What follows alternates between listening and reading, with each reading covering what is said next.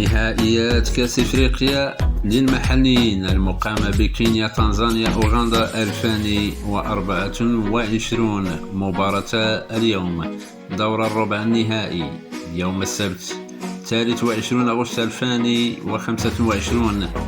أوغندا تواجه السنغال على الساعة 3 بتوقيت المغرب، 5 بتوقيت مكة المكرمة. السودان تواجه الجزائر على الساعة 6 بتوقيت المغرب، 8 مساء بتوقيت مكة المكرمة.